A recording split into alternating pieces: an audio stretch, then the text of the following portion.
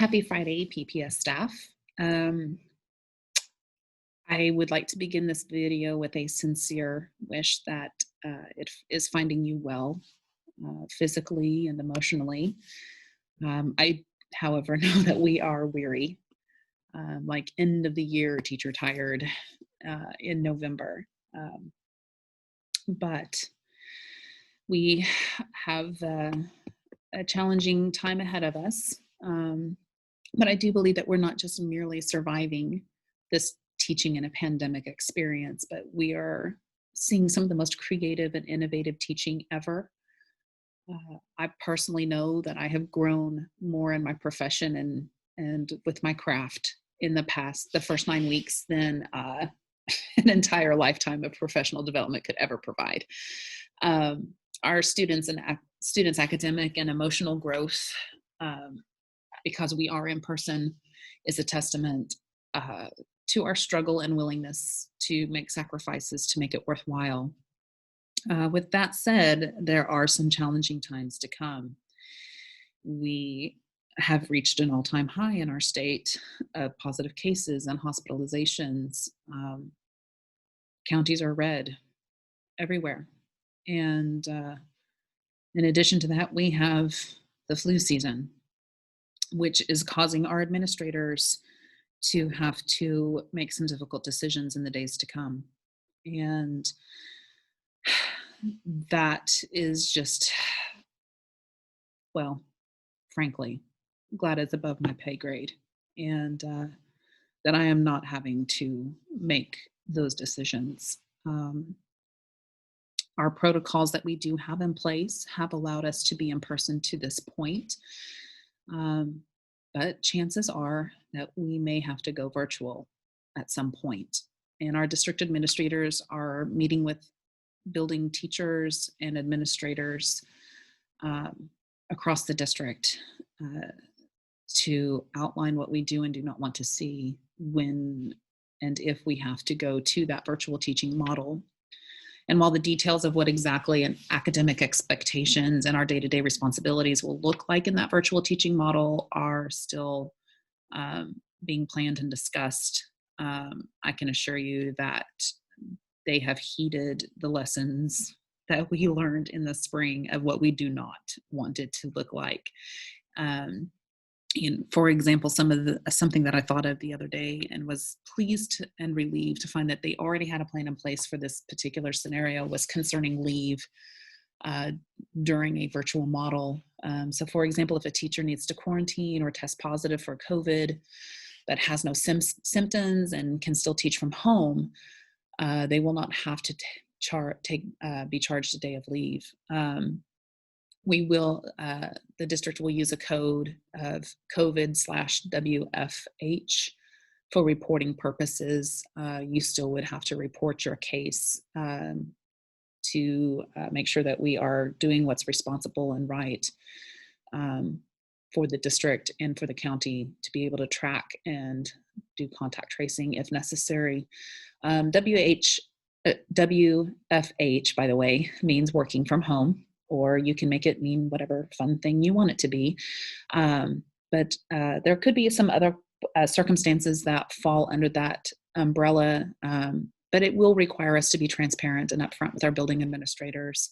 And those cases, of course, would be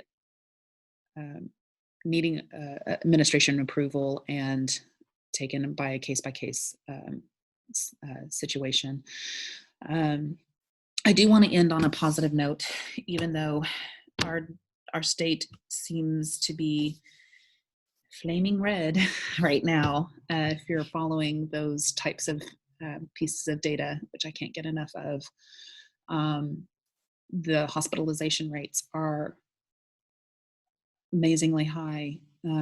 We have teachers across the district that are having to quarantine and are testing positive, which adds an extra strain to what we're already dealing with.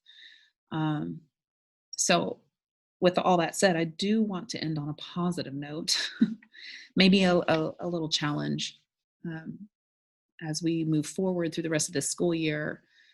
can we think of ways that we can lighten each other's load or brighten the day of our colleagues without adding more to what we're already carrying?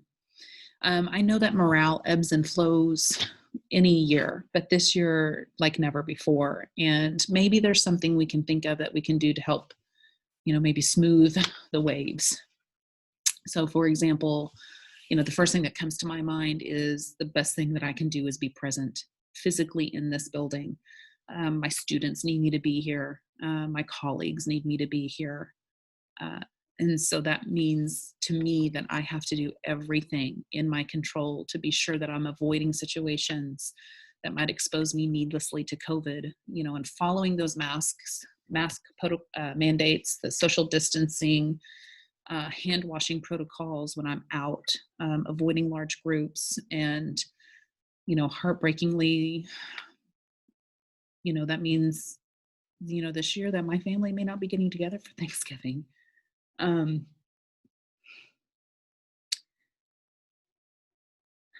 that's difficult. But I do know it's the right thing to do.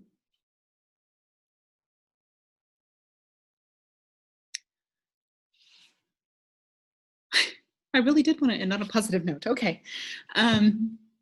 So, if trying to avoid scheduling things during the workday, doctor's appointments and things that I could maybe wait till a break, anything I can do to make sure that I'm here, so that I'm another person that can cover for people who can't. I can guarantee that my classes are not going to have to be covered. Something, just something fun. I noticed a few weeks ago that our reading team here at PI, they take turns every Friday just going to Sonic and buying a Sonic drink for everybody on the team. It's just a little pick-me-up that they get to look forward to each week, something to bring a little light to your department or to your team or the wing of your building. Just think of little things that we can do to brighten the day.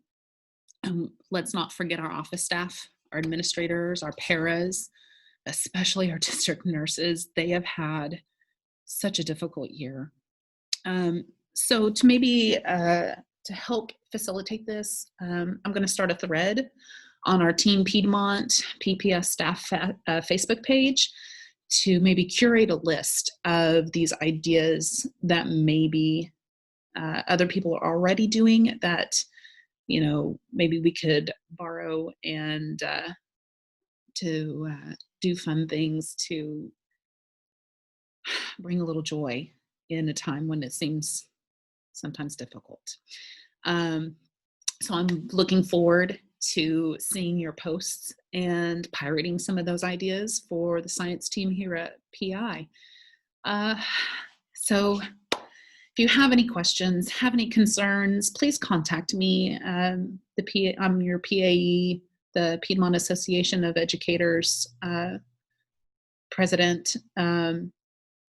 Please let me know if there's something that I can pass on to administration on your behalf, and I'll be happy to do that. If you'd like to join, I'd be happy to help you with that as well. But mostly, I hope you have a restful weekend and stay well, friends.